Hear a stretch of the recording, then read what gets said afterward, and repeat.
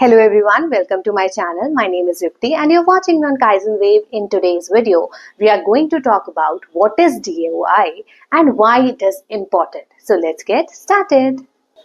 DOI stands for Digital Object Identifier.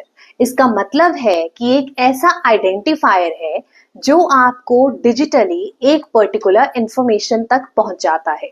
For example, अक्सर आपने notice किया होगा कि जब आप रिसर्च पेपर्स पढ़ते हैं तो रिसर्च पेपर के टाइटल के नीचे ही DOI मेंशन्ड होता है, या जो आपका DOI है वो डायरेक्टली एक नंबर दिया गया होता है या तो एक पूरा आपके पास हाइपरलिंक होता है।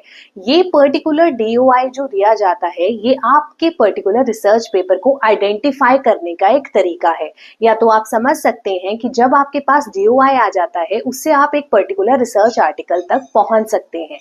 ये आवश्यक इसलिए है क्योंकि बहुत बार ऐसा हो सकता है कि कुछ सिमिलर आर्टिकल्स आपको मिल जाएं। अगर आपके पास सिर्फ टाइटल ऑफ रिसर्च है या आप सिर्फ टाइटल से रिसर्च को ढूंढ रहे हैं पर आपको उसमें से भी एक पर्टिकुलर रिसर्च चाहिए, तो टाइटल से बहुत सारी सिमिलर स्टडीज एग्जीक्यूट होती रहती हैं। बहुत बार कहीं ना कहीं क्योंकि ग्लोबली इंफॉर्मेशन शेयर हो रही है, ग्लोबली रिसर्च की जा रही है, तो अगर आपका सेम रिसर्च टाइटल अगर आपको कहीं मिल रहा है तो उसको डिफरेंशिएट कैसे कर पाएंगे। ये जो DOI नंबर है ये डिफरेंशिएट करने में मदद करता है। हर एक रिसर्च पेपर का ये एक यूनिक नंबर होता है और जब आपके पास DOI होगा तो आप उस पर्टिकुलर पेपर पर ही पहुंचेंगे जो आप चूज करना चाह रहे हैं।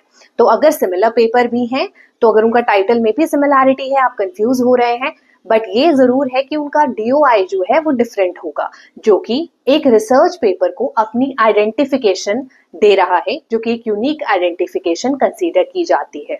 बहुत बार जरूरी नहीं है कि ये सिर्फ और सिर्फ टाइटल के नीचे ही मेंशन्ड होता है, कभी कभी फुटर में भी आप देख सकते हैं। फुटर यानी कि जो आपका रिसर्च पेपर है, पेज के बिल्कुल लास्ट में एक पर्टिकुलर DOI नंबर दिया गया होता है। हर एक पेपर में, आपके रिसर्च पेपर में वो पब्लिश होता है। तो ये डिपेंड करता है कि आपके जर्नल का क्या फॉर्मेट है, जर्नल के अकॉर्डिंगली ही पर्टिकुलर DOI नंबर पब्लिश होके आता है।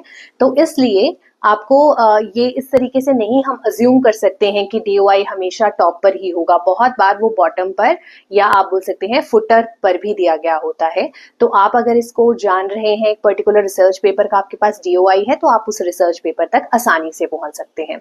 उसके सिवाय जब आप रिसर्च पेपर में रेफरेंसेस लिखते हैं या बिब्लियोग्राफी जब देते हैं, तो रेफरेंसेस में जब हम एक पर्टिकुलर रिसर्च पेपर को साइट करते हैं तो उसमें भी DOI मेंशन करना आवश्यक होता है। बहुत सारी जर्नल्स ये मेंशन करती हैं अपनी गाइडलाइंस में कि जब आप रेफरेंसिंग देंगे साथ में DOI should also be mention, but many of the times it's not like mentioned as so. बट बहुत जगह पर जहाँ पे मेंशन किया गया है वहाँ पे आपको DOI भी साथ में मेंशन करना होता है। और प्रेफरेबली आजकल जो पब्लिकेशंस हो रही हैं उसमें मोस्टली DOI भी साथ में दिया जाता है, ताकि जो भी उसको रिसर्च पेपर को पढ़े वो आपके रेफरेंसेस से उन पर्टिकुलर रिसर्च पेपर्स पे डायरेक्टली चला जाए।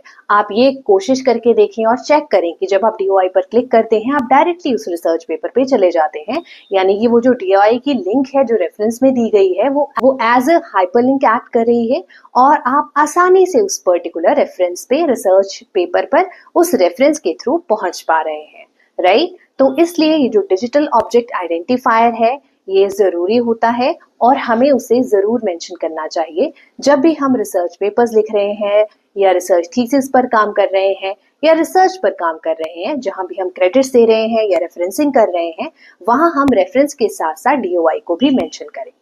That's all in this video. I hope you have understood. Thank you for watching. Stay tuned.